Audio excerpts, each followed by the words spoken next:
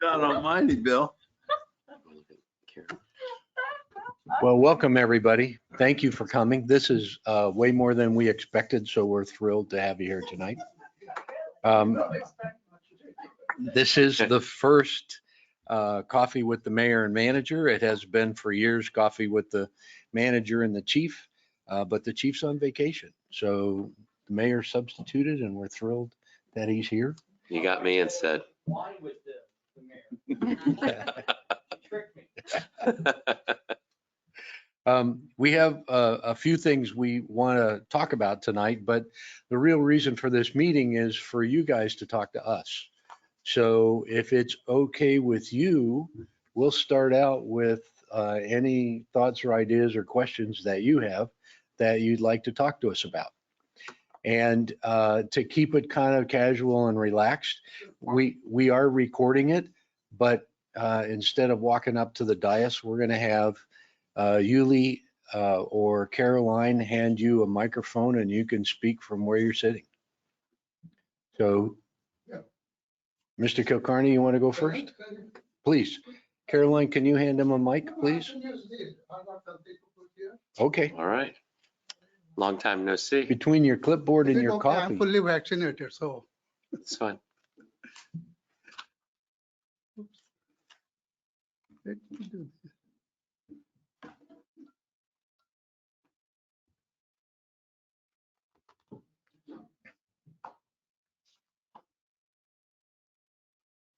So let me give this first.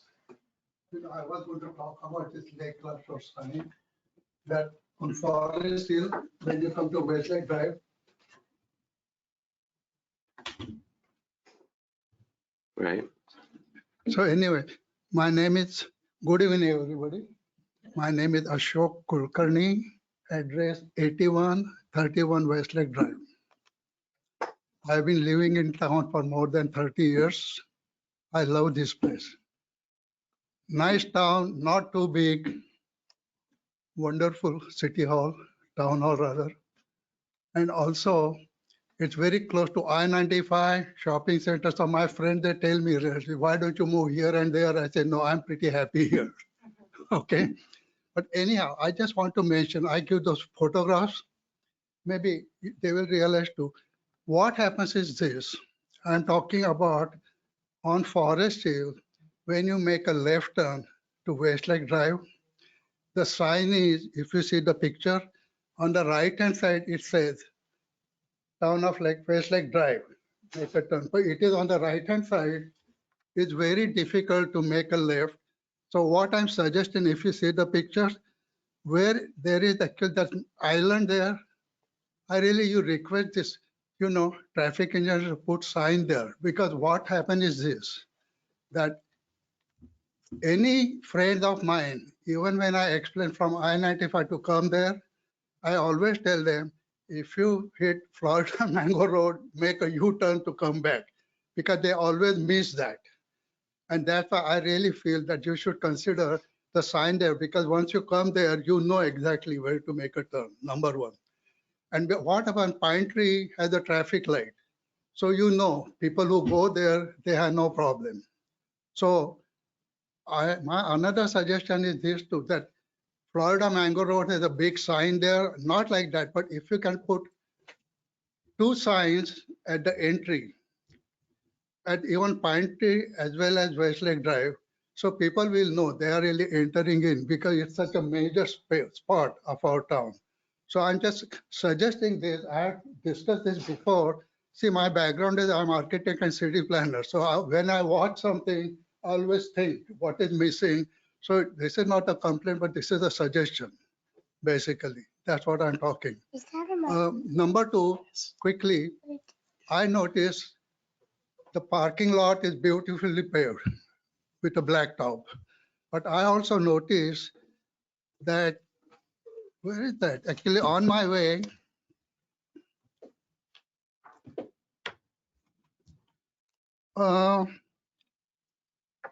Langford Drive, Edgewater Drive, that loop, that is also blacktop. I've been living here for 30 years. I thought town is great, but the road is not really so good. So why not they should blacktop the entire town? Just the way you have done it. So now when I saw the patch, may I ask you why it was just a little patch is done? Cash flow.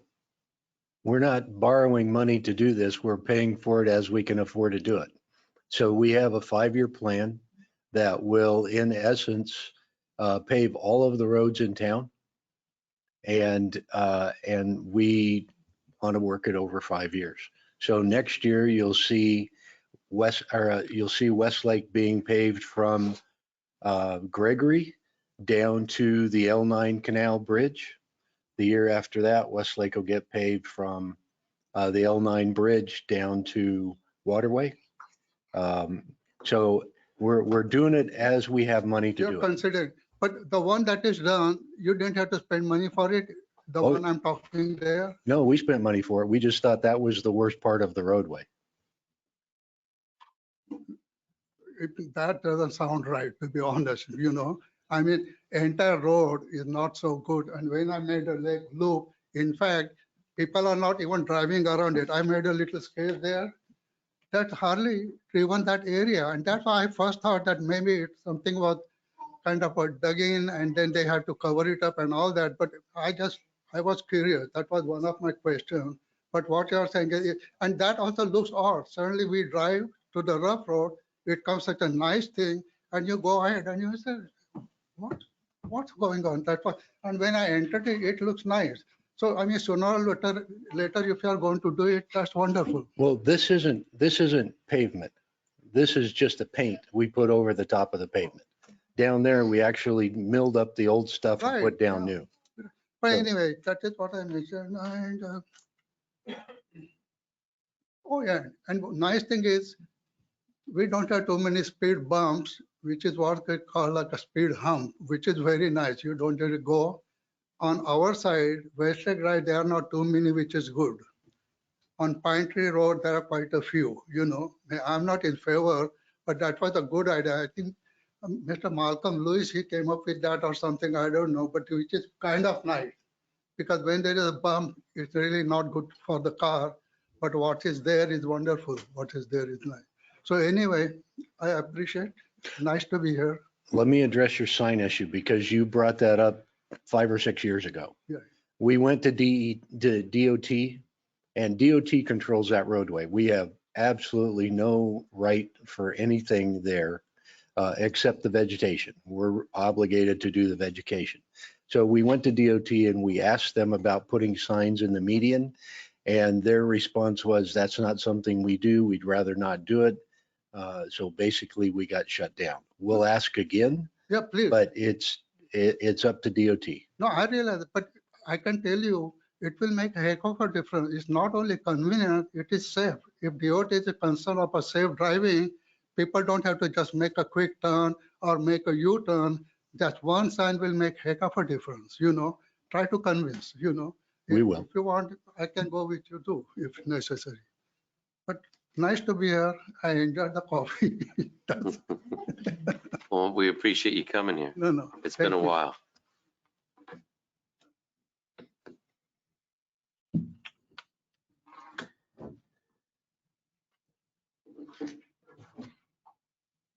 Who wants to come up next?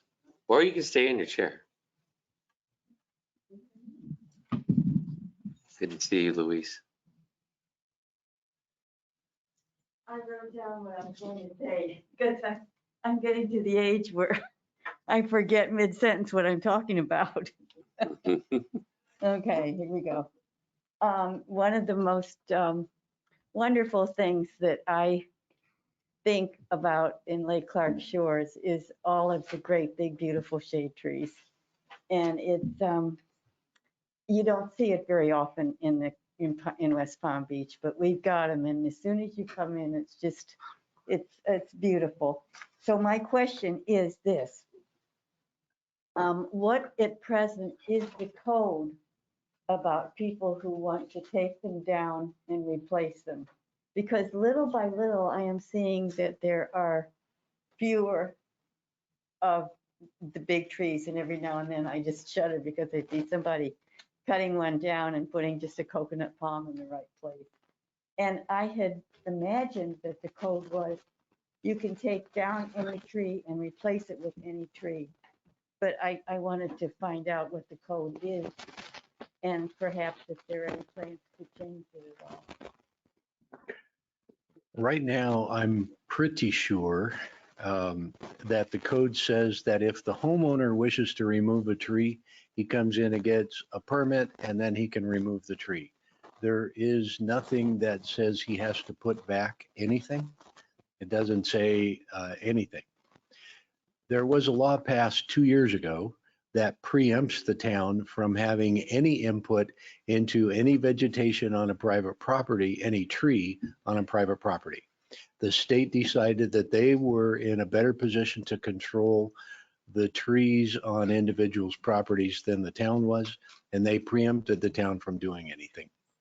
Okay, so if because what I'm seeing is people taking out some of these trees that have been there for like 50 years and putting in a little coconut palm. And I just hate to see that because to me, those aren't real trees. Those are just coconut palms. Yeah. So anyway, that's what's gonna be in the state is pretty much controlling this. There's nothing we can do but hope that people will appreciate. Am I understanding this correctly? I totally understand you, and I'm gonna ask you for a favor. Yes. When we send out the information this year, and we will, asking you to call your legislator and tell them you don't like a particular bill because it's going to have a negative impact on you, like that tree bill did, then I'd really like you to pick up the phone and call your legislator or send them an email. And when we send out that request, there will be information about the specifics of the bill. There'll also be information on how you get a hold of your legislator so that things like that tree bill don't happen again. Yeah, there are some bills I think that have been put out by the state that maybe ought to be rethought, like the air conditioners on stilts. But thank you. That was what I needed to know. But it's for the benefit of everybody that's here tonight, I would like to point out the benefits of these big trees and how important they are, because some of them are like 50 years old and they give us marvelous air pollution filters, noise pollution filters, and they think they may even make it cooler because of the shade that they provide. And they're homes for the birds. And we are a bird sanctuary, and a coconut palm there's no way a bird can nest in a coconut palm. So we need those trees. And they're pretty to look at. And I guess that's all I have to say, but I hope that somehow we can take this really seriously because I think it is serious. And if we continue to let people cut down these big, beautiful trees and not replace them with something that is going to at least be a big shade tree, we'll regret it in the future. So thank you. Thank you all. Thank you Thank for you, coming Louise. in tonight.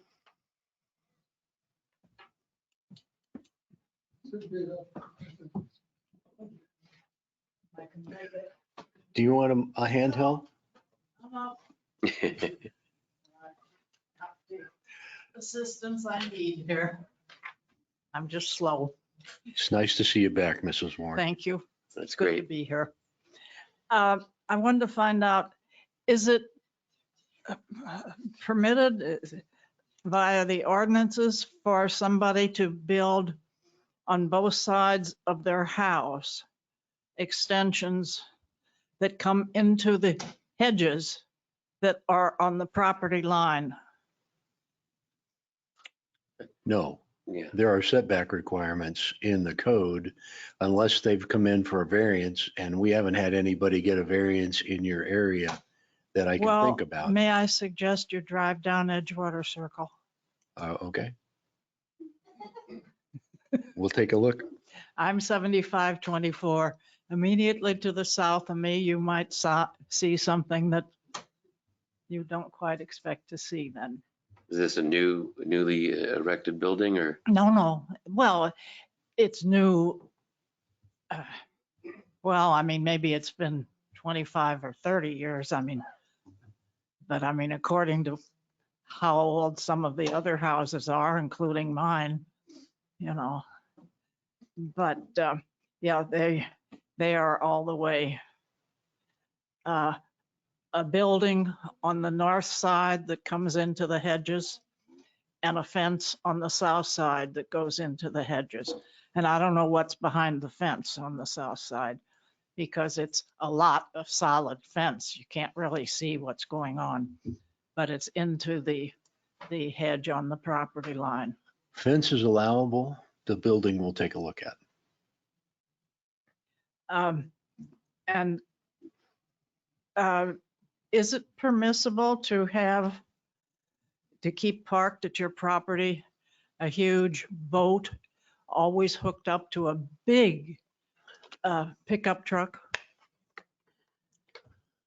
The rules say that as long as it's parked on the side of your property behind the front of your house, then it's allowable. I think you're talking suggest about in you the front of drive the house. down Westlake Drive and take a look. You're talking about the three-way stop, Pardon? the three-way stop area? At the bridge. Yeah. Uh, There's a four-way stop. Yeah. At Gregory Road, you cross the bridge and Yeah. see what you see on the west side of the road Yeah. immediately. Yeah. Okay. I think that's about it. But, and I do have big trees, 3 big trees in my front yard, and they are staying. I guarantee you. And there are lots of birds in those trees. Yeah. I have them in my backyard. They're not going to be going anywhere.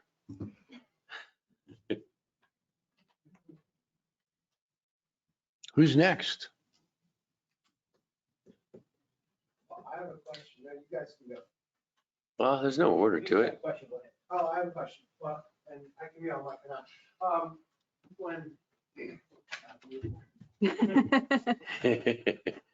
When I saw Coffee with the Mayor, I thought it was a little more casual than an official meeting. So, This is not an official meeting. Oh. I thought we were going to be down there. And okay, that's how it always has been. okay, But just, I think, social distancing purposes, we're up here. There's no meeting called. You saw my daughter. She was constantly Okay. coming up here. There's nothing official. okay, good. I'm Marty Hoffman. I live on Indian Road East, Mhm. at the end of the cul-de-sac. So I have the wonderful across the canal neighborhood, the middle school. Okay. We have a new neighbor. He moved in, he planted a bunch of plants along the canal bank. And I watched them because I knew the guy would cut them down. So I don't know who cuts that bank. I guess my question is, do you guys know about planting along that bank? So it's the other side of the canal. Indian Road East ends at the cul-de-sac. On Mhm. the other side of the canal along the easement of the school. So that's a Lake Worth Drainage Yeah. District Is that who canal. maintains that? Yes, it's their obligation to maintain it. If we see something there that we're concerned about, we call them. Right. So if there's something you need to let them know about, Well, I'd like to grow coconuts or trees all along that bank, and I've tried to plant stuff, and the guy with the arm mower comes by and he mows it all down.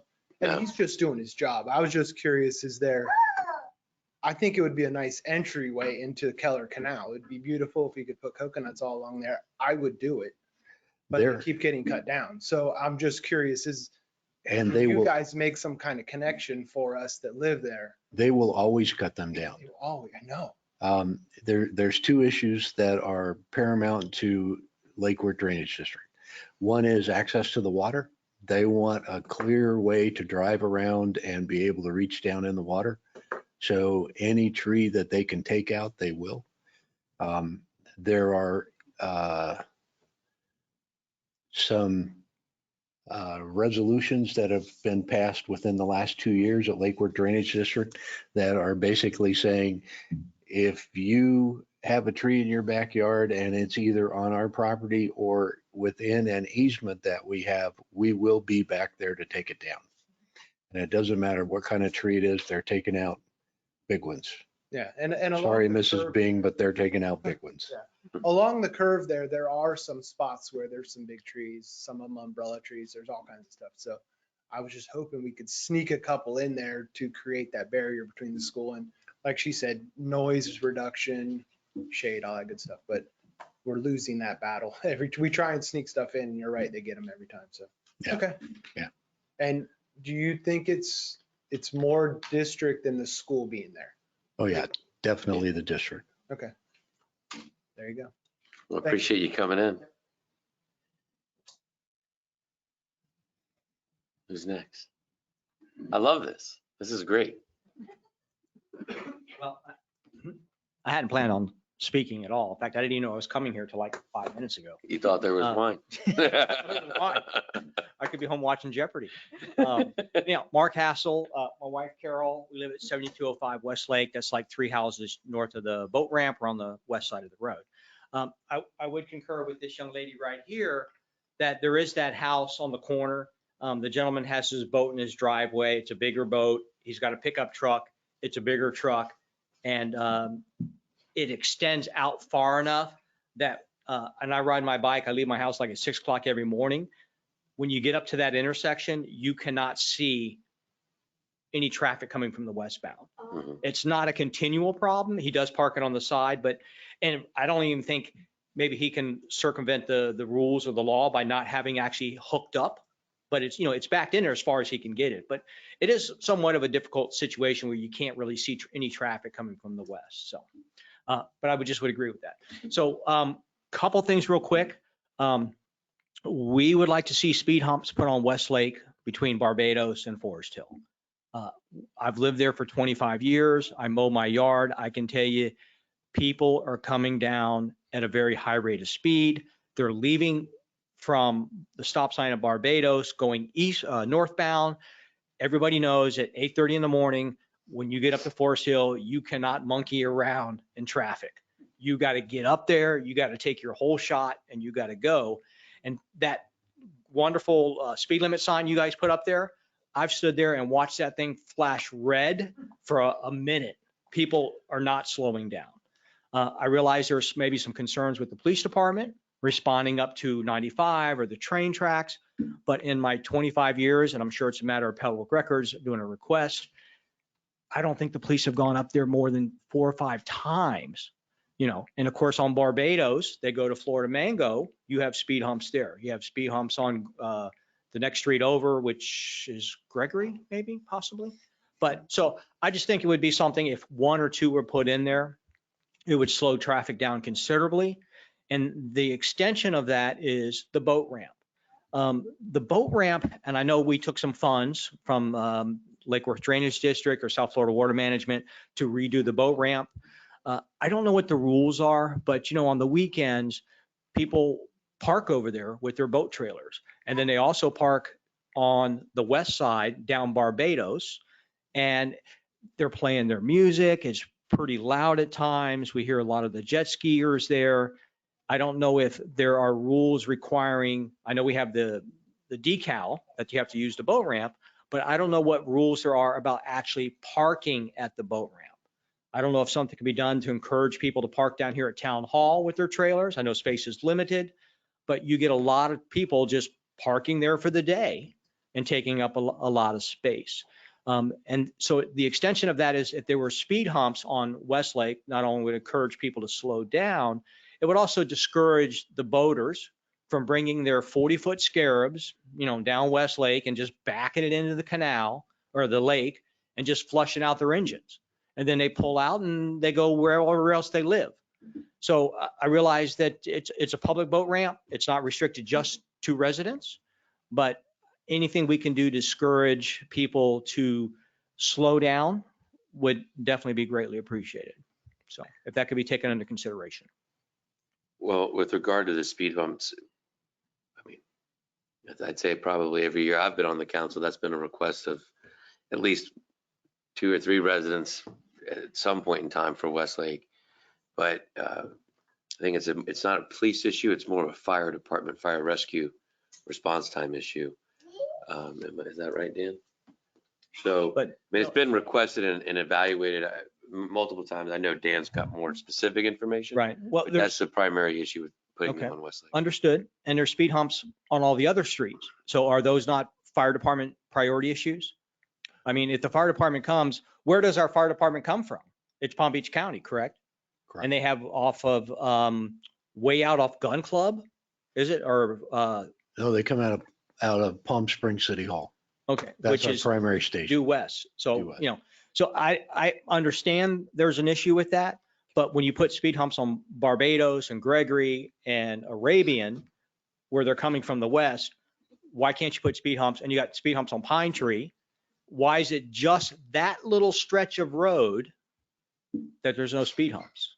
The other consideration, Mr. Hassel, is your neighbors. For many people who want a speed hump, there's just as many people that don't want the speed hump. So the policy that we've adopted for the last 10 years has been, if you go around to all your neighbors and you can get 66% of your neighbors to agree that a speed hump is a good idea, then we'll try and figure out how we get one put in. Okay. Most of the time that can't happen. There's way more people that don't want them than do. Right. Well, I'm willing to do that. Take that initiative on behalf of myself and my wife to do a petition. Is there some sort of language that we need to use that will meet the code, or we just simply write up my own little petition and go door to door? Would you want a speed hump or? We'll help you with that. Okay. If you want to email me, I'll get somebody to send you back the forms we've used in the past. And then any help you can give us there would be awesome. Sure. Yeah, I'll be more than happy to go door to door. And it's 66%? Yeah. Okay. All right. Can I bribe people? However you get those, that's fine with me. Okay. Anything else you wanted me to talk about? Was that a requirement for all the speed humps everywhere else in the whole neighborhood? That's been a requirement for the last 10 years. I don't Every know. Speed hump that's around in this whole neighborhood, they had petitioned for them. Again, that's been the requirement for the last 10 years. I don't know what was done before that. We've been living here for 25 years and most of the speed humps are here already. Correct. I've always wondered why we couldn't, for the fire rescue, why Florida Mango wouldn't be acceptable for them to be speeding rather than coming into our community. I'm sure they don't come down West Side. It really depends. Fire rescue rarely come down West Side. My neighbor next door, they came down the police street for my neighbor lady's son who wound up dying at St. Mary's, but they came numerous times for her and they came down Barbados or whatever the police station. If the calls to the south end of town, oftentimes they'll come from Lake Worth. Those are fire station that's back behind the Ford dealership, and they'll bring that station in. So it depends on what they perceive to be the shortest time to get there. Okay. Well, thank you very much. I appreciate the opportunity.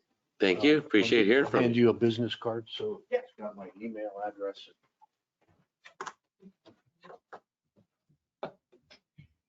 Thank you.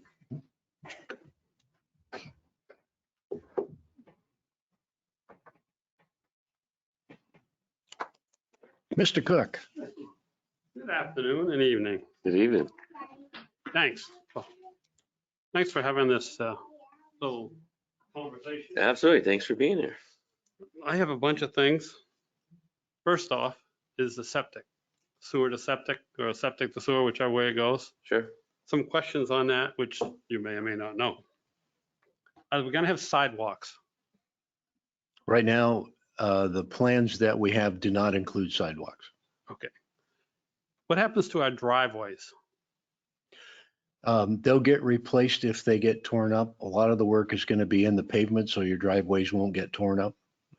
But don't they have to bring the sewer to our house? Yeah, but that doesn't necessarily mean that'll go through your driveway. Okay, I'm looking at my property and there's no way you can get to the septic without coming through the driveway. But anyway, okay. Will they be removing the septic tanks? No. Okay, and timing, which everybody wants to know. What's the timing? If my system fails this year, how long do I gamble? You know? Well, it also depends on where you live. Okay, that's another question. But Dan can answer that question. Okay, great. He's our engineer on the, a resident engineer. So the first section that we're attacking, because quite honestly, it's the simplest, is we call it the Micah West. It's Mediterranean, Indian, Caribbean, Arabian on the west side of town. Mhm. And that will include Westlake back to the Mediterranean Bridge. That's a simple gravity system. It's easy to design, can be designed quickly. And so that's where we're headed, hopefully in June of next year. Okay. Then the rest of the system is going to be a vacuum system. And that requires a master pump station, which will go in North Park, which is the little park north of Forest Hill Boulevard that has our entry sign in it. Yep. So we'll put a master lift station there. And then right now the anticipation is the next phase will be from Forest Hill Boulevard to the Causeway. Okay, yeah. After that, we're going to try and do the last two phases at the same time, which will be north of Forest Hill Boulevard to the Palmetto Canal and south of the Causeway to the Mediterranean Bridge. Okay, all right. And time does a year at a time, maybe? Well, that's my hope, is a Maybe, year yeah. at a time. Okay, I don't know that the contractors can move that fast. We're having a lot of challenges with the other work we're doing right now in getting materials. Mhm. We're doing a 3,000 foot, 3,500 foot, 12-inch water main project, and they told us it would be 26 weeks for the pipe to show up. now, well, that's going to go in at the same time? No, that's down south. Oh, down south. It's already going in now, we hope. Okay, all right, Supposed to start December 1st. all right. Also, speeding. I walk from my house, Pine Tree, you know where, 7105 Pine Tree, down towards Forest Hill, 5 out of the 7 mornings. And it is a drag race from the stop sign at Venetian to get to that light. I'm sure you've seen it because I know you go by. Is there any, and people coming out of Venetian, don't stop at all. If you're walking on the correct side of the road, your life's in danger because they come out and they swing and, sorry, they don't see you. And so I usually walk on the other side of the road around that intersection because then I can get off the road. But that's a real problem for walkers or people pushing their kids. I mean, I can hear the roar of the engine when I walk past there and I look at the light and maybe it's not to green yet, but they think it's going to come and they hear the roar of the engine and go whoosh right by. I mean, I don't know, would you put a radar out there once in a great while or something like that to slow them down? I don't know. Are we looking to put some new signs out there? We are looking to put some new signs out there, but as Mr. Hassel mentioned, the sign doesn't mean they're going to slow down. This is true. So we'll ask the PD to increase some visibility during those early morning and late afternoon periods. And what happened to the police presence at the light on Forest Hill? Last year, they used to be down there with the lights flashing and now we don't see them there, or I haven't. They may be there, but I don't see them between 7:30 and 8.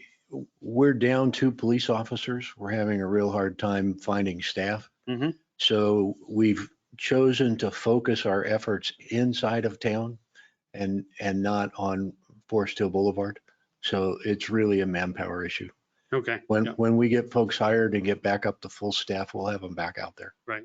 I know it's hard. I mean, the traffic is, I go to Okehele Tuesdays and Thursdays to play softball and the traffic is unbelievable all the way out there coming east. So I know it's a problem.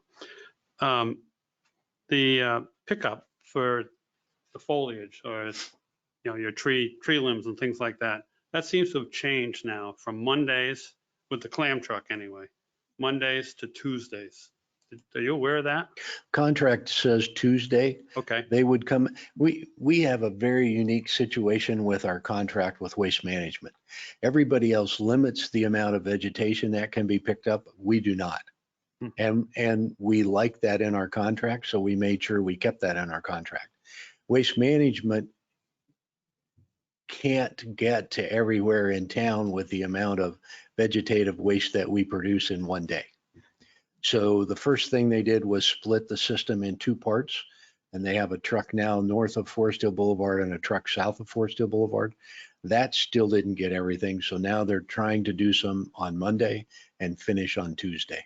Okay, well, we didn't, I mean, I don't think I've seen that anywhere. So we put our stuff out Monday and no clam truck. Then Tuesday, we weren't worrying if, well, not worrying, but somebody could come by and say, your stuff's out there. Why is it out there so long? Because we don't know as citizens that the larger clam truck will come on Tuesdays. Also, I put out my garbage, and on Tuesdays, if they don't pick it up, I put out my landscape stuff, and they'll dump it right into the household waste. You know, so they don't pay attention to it. They just throw it right in. That's a manpower issue on their part. They had a major challenge with COVID-19 and a lot of loss of personnel. Mhm. And so instead of running a small vegetation truck and the garbage truck, they just told them, while you're there, pick it up. Okay, works for us as long as we know that. The other thing I have is, I was at the Zoom meeting with your town council meeting, and you had a discussion over a lien last time. And I don't know. I don't know the particulars. All I know is someone asked some very important questions, in my opinion. I won't mention his name, Bob. You know, and I sympathize with the people that haven't paid, and all of a sudden now this lien comes up and this a lot of money. But I almost fell off my chair when he said he wanted to only pay $3,000. You know, and the questions that were asked were pertinent in my opinion, because he didn't pay those things. He knew damn well the thing. And this is my my editorial on that whole thing. You know, throw myself, it comes up here and says, geez, I'm really sorry. I didn't know that. How can I possibly, give me a break.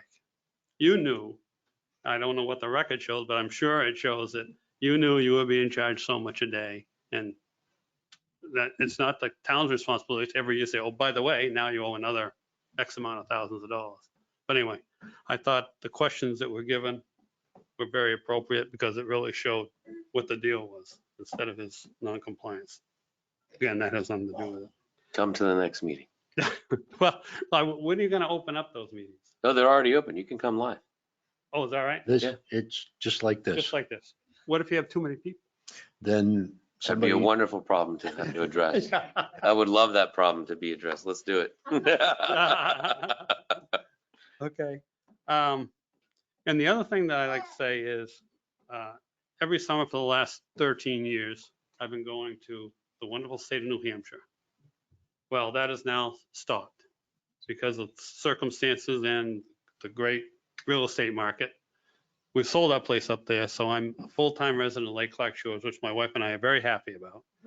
And I'd just like to say that I do have some time available that I'd be more than willing to donate to the town, donate or do whatever. The town has a need that they think I can help them out with. I'm more than happy to. Please call on me. we will. Thank you. That's Okay. awesome. Other than that, I think that's it. Thank you very much. Fantastic. Thank you very much. Come to the next meeting, Mr. Clark. Okay. Yes, Mr. Houston? He brought up, I don't come to all the meetings, I don't really know what's going on, kind of live in my own little world. But he brought up the thing about septic tanks and sewer lines. Right. Have I missed something along the way? Is this gonna be a townwide mandate about everybody having to go on sewer? Can you just give me kind of like the big picture of what's going on with that? Sure. So for years, long before I got here, but certainly over the last 5 or 6 years, we've been diligently researching and trying to figure out, is the state going to be mandating that we convert septic to sewer? What's going on with that? And then what would the process be to get that done? So each year, almost for the last 4 or 5 years, we've been taking steps in that direction, to the point now where we've identified how we can proceed, at least with regard to the first section, and then we're going to figure out how we need to proceed with the rest, all the while trying to figure out how we're going to get the proper funding. In the midst of all this, we've also been deemed an impaired water body recently. Was that a month ago? Yeah. And so we're going to be, now we're mandated to clean up our water, and we have to come up with a plan for that. And Dan's going to be working with others to get that plan together, one of which is going off the septic and going to sewer. So that process is happening. As far as I'm concerned, you know, we're taking every step we can to get there. With regard to mandate, I think that's a different scenario. I guess they'll come, but we're not going to be mandating you hook up to it. So we don't know. The bottom line is Department of Environmental Quality and EPA have declared that the lake an impaired water body. That means that we are obligated to fix the lake. And the impairments are nutrients and chlorophyll A. The most likely scenario that we see based on this happening in other communities is that they'll require us to convert from septic tank to sewers. Septic tanks dump a lot of nutrients into the lake. And it's, again, based on other areas and what they've had to do, the mandate's going to come to us that we have to convert. I don't think DEP is going to give us the opportunity to say, just put the lines in and that's good enough. I think that they're going to say, you put the lines in and everybody has to hook up within 12 months. What do you anticipate the cost being for a homeowner? We don't have the master report back yet, so I don't know that. Paul said this earlier, that we're going to everybody we can go to ask for money. We have the project down south, the Micah West project is going to be somewhere between $3.5 and $4 million. We have $3.4 million in asks out there, which we can't go any higher because they always require a match. So we're trying to get other people's money to do as much of this as we can. I don't know where that's going to end up. So to follow up, you use the expression septic tanks are dumping into the lake, but I think it's more like leaching into the lake as opposed to dumping, because no septic tank is directly hooked to the lake. No, you're right. The study is determined that. And has any evaluation been done into the pollution that comes from the C-51 canal? Because my understanding of the history of Lake Clark was the C-51 canal that up there at the north end by Forest Hill was dug to provide water for the canal. And then that caused pollution and then resulted in the causeway being built. C-51 flows all the way from Lake Okeechobee to all the sugar cane, the cow pastures. So I just wonder the validity. I mean, I don't know what studies out there and who did these studies, but it just seems like it's a very quick blame to force homeowners to get on septic. And I question whether there's validity in that these septic tanks are really leaching all these nutrients into the lake. So yes, there's been study. No, it's not quick. The study's been going on since 2007. There are significant works out there from other basins that talk about the contribution of septic tanks to the water body. And you're right, it's not a direct connection. It's through leaching. The disadvantage that Lake Clark has is we're a sugar sand pile. And there is absolutely no treatment done by sand to the nutrients that come out of your septic tank. It'll take the particulate matter out, but it will not take the nutrients out. The only really thing that affects nutrients are silts. And of course, when you put your septic tank in, you're obligated to over excavate and take all the silt material out so you can get down to that good sand and make it work. So our geography is working against us. There is significant study work done by Dr. Gao, who is affiliated with University of Florida and with DEP that has demonstrated that 15 pounds of nitrogen and about 3.5 pounds of phosphorus leach into the waterway from every septic tank on an annual basis. Now, Pine Lake is in the same boat that we are. Pine Lake's a year ahead of us. Pine Lake is the Hilton Lake, I don't know what that is. Hilton Hotel. Oh, Hilton Hotel, okay. Pine Lake is in the same boat that we are. They just got declared a year ago. We just got declared. Lake Osborne is in the same boat that we are. They got declared a year ago as well. So we're looking at what EPA and DEP are doing there. Lake Osborne has, DEP has identified 31,000 pounds of nitrogen that goes into that lake a year. And the consent decree that they're under would require 45% of that nitrogen to be removed on an annual basis. Pine Lake is only about 9,000 pounds, and it requires 44% removal based on their consent decree. By the way, it's not called a consent decree, it's called a total daily maximum limit or maximum load. And that's the document that DEP develops that says, here's what you have to do. So we don't have a TMDL yet for Lake Clark. We are just starting the discussions with DEP and EPA. But based on what we have seen happen to our neighbors, this is where we expect we're going to end up. So that's what you're planning going forward, with expecting what's going to happen. Yep. Can I ask you a couple of quick questions? Something, this lady was talking about somebody built close to the property line. Mhm. One nice thing about our town is our single family homes are sitting center of the lot with a nice space.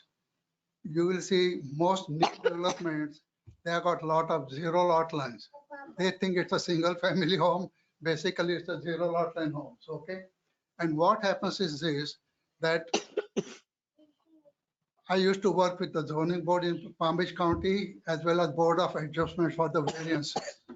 So granting variance, one has to be very careful, because once you approve somebody close to somebody's property line, then one cannot say no to other people. So one has to be extremely careful of approving. I am sure zoning board must be doing it, but something illegally somebody has done, I do not think, unless there is a serious hardship, one should not approve any variance at all. That is one thing I just want to mention. And I like the question here this gentleman raised about sewer. It might be because there is some kind of a mixed kind of, I should say, not reports, but experts are really saying that septic tank really not necessarily spoil anything at all. And our town is so many years there, not necessarily our septic tank must be spoiling the lake. So one should make absolutely sure, and I think that experts, they will make sure too. And my another question is that if you do it, how much it is likely to cost to each homeowner? Any idea? No, I don't have a cost estimate yet. Right, but what I suggest to you is that since you mentioned something can happen even sometime in next year, isn't it a good idea to send all those reports basically to each homeowner, because a lot of people must be in the dark. So I will really appreciate if you keep every homeowner posted about what's going to happen. As soon as we know what's going to happen. Right, but you mentioned something, June is not too far next year. Well, yeah. That's why. So once there should be enough time, the people should be really aware of it, because I notice some people are putting new septic tank. They must be spending a lot of time, and suddenly they will get a sewer line. They will be terribly frustrated and upset too, We get a lot of phone calls from people getting septic tank permits, asking us what's going on. Right. And most people can't wait the 3 years. They understand what they're doing, but when your septic tank's failed, it's failed. I mean, that's. I know. So anyway, that's what I thought I should mention. Thank you. I think it was two or so years ago, a gentleman came in and He's like, I have to replace my septic system. So should I just continue to pay the $200 a month to get it pumped out every month, or like how long are we talking? And even then, we didn't have a specific time frame. We still don't know what he ultimately ended up doing. That was a while ago, so I hope he's not continuing to pay $200 every month to get it pumped out. That would be quite the pain, but it's a question that we get often. That might be somebody you know, Mr. Cook, on Caribbean. So at this point, the DEP or whatever government regulating agency is not mandated replacement of septic. Correct. But you're anticipating that coming down the pipe. So being prudent, you guys are just, how can we plan and think ahead that if this does come down, we have a plan in place to move forward? Correct. Okay. Thank you. And can you explain to them what we need to do pursuant to the impairment, water and body impairment? We had to come together with a plan to address it. So, so we've been, at this point in time, we've been noticed that it's an impaired water body and that the basin has a challenge. We meet with DEP next week to begin the process of discussing how we're going to address the challenge. There are two ways to address it. There is the TMDL way, which is the stick direction. And then there is an alternate remediation plan, which is the carrot direction. Manager Clark, can you explain what TMDL is for me, please? Total daily maximum load. Okay. That's the total amount of nitrogen and phosphorus that DEP will allow to go into the lake on any particular day. And so the TMDL migrates into a basin management action plan, and the basin management action plan is where everything says you're going to do this or else. And the or else can be pretty significant in terms of dollars in fines on a daily basis if you're not there. The remedial action plan is an opportunity for us to say, we don't want to waste a lot of time and energy in doing the TMDL and the BMAP. We want to just understand that you're going to beat us up and we'll do what we need to do so that you don't. It'll save us close to $100,000 if we don't have to do that and end up in the same spot. If we just agree that we're going to do it, we save $100 grand. So we're talking to them next week about what we can do, whether an alternate remediation plan is even possible with Lake Clark. We don't know that it is yet. We're also talking to them about the 5 canals that dump into Lake Clark and what other people's responsibilities are going to be along with ours. We're talking to them about what kind of time frame they have envisioned. Is this a 5-year issue, a 7-year issue, a 10-year issue? There's a lot of things to discuss.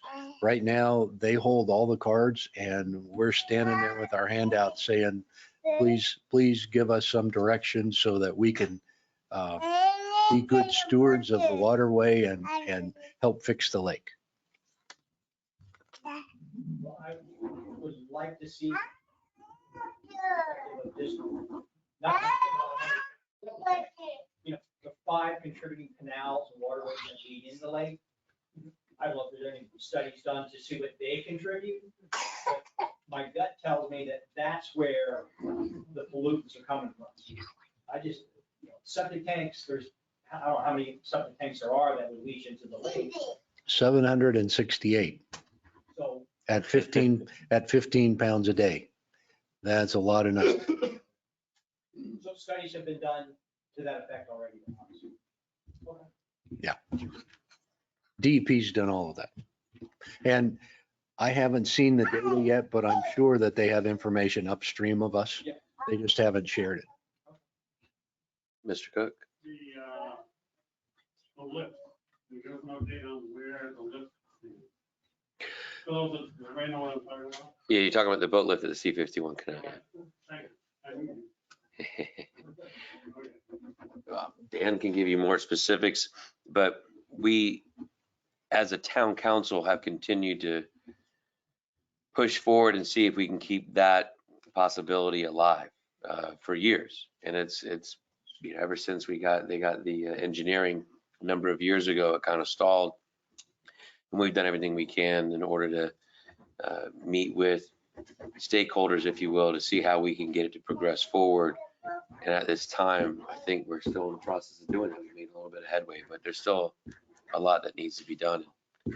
Dan can give you specifics. The only other thing I'd add to what the mayor said is Lakeworth Beach was the major impediment to anything happening. And I think it was last year's election where 3 of the 5 commissioners in Lakeworth changed. And it seems as though they are more favorable toward the boat lift project. So we've re-energized our discussions with them, trying to get them to say they like the project, they endorse the project. And if they can say that, they join 14 other communities in Palm Beach County that have also said that. And that gives us a little bit of clout to go talk to other folks about funding and permits and all that kind of stuff. So we're focused on Lakeworth Beach and their commission and seeing what we can do to get them to act positive. I wouldn't put a time frame on any of it. Yeah. As long as we're moving forward and it's still alive, that's what's important right now. Ms. Bing. I don't know anything about boat lifts, but could you just give me a picture of this? What is this? Something that lifts the boat up at Barbados Road is coming. I don't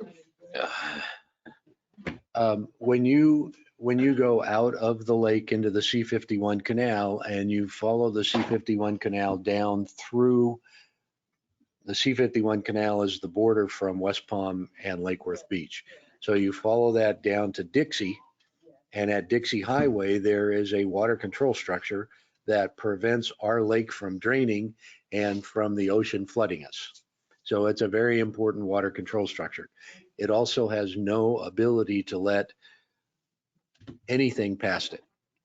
So in 2015, some people started talking about maybe there's a way to lift boats over that structure so that you can go from our lake to the Intercoastal Waterway and back. That blossomed a little bit into, well, we should also make a portage facility for kayaks and paddle boards. And the fishing pier got demolished, so we might as well put the fishing pier back in because that's one of the top 5 snook fishing areas in the state of Florida. And so it's a nice regional project. It has a lot of potential economic benefit from an ecotourism perspective. We do live on a 26-mile chain of lakes. You can go, if your boat's the right size, you can go from Lake Ida to the Hilton. You can go to the spillway. You can go up the C-51 canal as far as, I guess it's Jog Road, before you hit another control structure. So there's some fishing tourism opportunities here that the region would like to take advantage of. Central Palm Beach County has very little sustainable commercial development. So we as a region have been talking that this would give us some ecotourism kind of business located in Central Palm Beach County. But with Lakeworth controlling the land, we were never able to really move the project forward until they get on board. So we're hoping with the change in their commission and some smooth talking by the mayor and the vice mayor and some of our other council members that we'll be able to convince them that it's a good idea to invest in this regional economic project.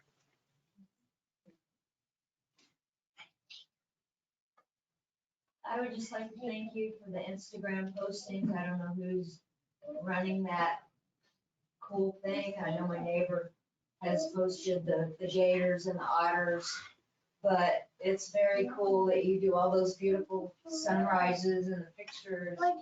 And, thank you. Caroline? On a positive note. She's been doing an amazing job. It is an amazing job. Thank you so much. really brightens my day. I'm so glad. How long did Do you want to introduce our new employee? Yeah, how long? So this is Carolyn Weiner, and she's new to us. She's been doing an awesome job. She's taken over as the events coordinator. So we're really looking forward to starting the events again, which was one of the things on the list to talk about with menorah lighting November 28th. And then we have the parade and the tree lighting and our home decor holiday contest. So we're getting back in the swing of things, and we're very excited to have her with us. In the booth that you can't see is another new employee, Yuli. And Yuli is helping us out in the office with administration tasks. And we have an opening. Oh no, we filled it. Yeah. We have a new employee starting November 2nd in our permitting department. So our building permits are changing in a significant way. The state last year mandated in House Bill 1059 that permits were no longer going to be accepted anywhere in paper. So we have to go to an all electronic permitting process. So we're implementing some new software and headed in that direction. And we have a new employee that we got from the Water Management District that's been doing electronic permitting for the Water Management District for the last 6 or 7 years. I think 4 years. 4 years. Yeah, and then before that, she worked for Boynton Beach. So, so things are changing there. So that's our new staff. Emily's old, she's been here forever, but she, 2.5 years. she and Mary Pinkerman, our clerk, do a phenomenal job. We right now we have a team that's just amazing here at Town Hall. So Since we're talking about events, the important thing is, are we gonna have a barbecue? Yes, yes. Didn't we already pick a date too for it? we expect to have a barbecue, and we're looking at April 3rd. Second or third? There we go. I It's the think so, first yeah. Sunday The of first April. first Sunday in April. So we It need says some April 3rd. volunteers, so come on up. April 3rd. First Sunday in April. But the volunteering will start like Thursday.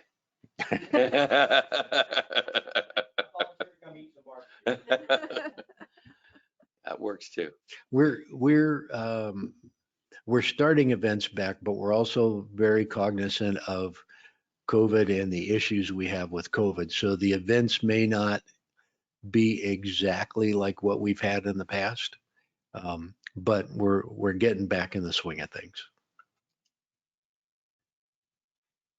It's exciting. It's a lot better than 2 years of just no events. It's been tough, I think, for every resident who was used to it.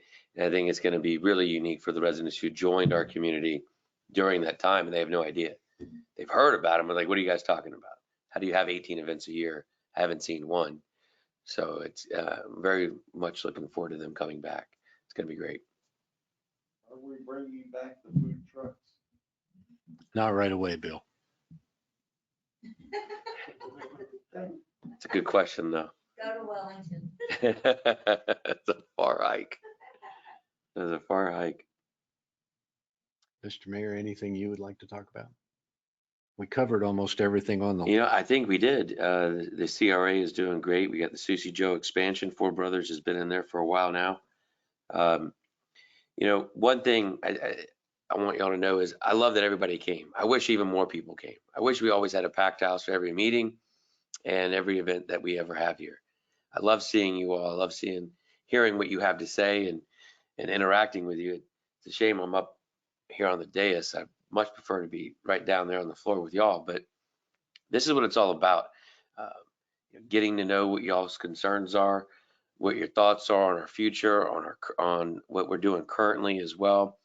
And one thing that I think I can speak for the whole council, and certainly Dan, is no one on the council is complacent, right? We always want more and better for our town. We want to improve where we can improve. We want to grow where we can grow. And overall, we want to continue to provide a better place for our residents to live on a daily basis. And it takes a while because we're government. So it takes a while to get to certain points, but we've made a lot of progress just in the last 10 years and even in the last 5, and we're going to continue to make even more. Our CRA is one of the big issues that we continue to try and develop more and further, and it's coming along great. I forgot what this, did we have statistics on who came in 2020? I know you put it together in 2019. Yeah, I don't remember. I think But we we- might have a report outside. Okay. Yeah. But it's a lot. And then we might hit a point where we can't bring any more businesses in, and we got to figure out how else to better the community in that area. And I assure you, it's going to be constantly on a focus of ours. So, no, that's all I wanted to say. I just want to thank you all for the opportunity to speak to everybody and get to see everybody and hear what you had to say. So thank you very much for being a part of this.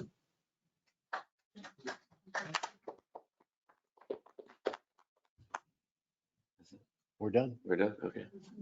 It's not a normal meeting, so I don't have to bang the gavel or anything.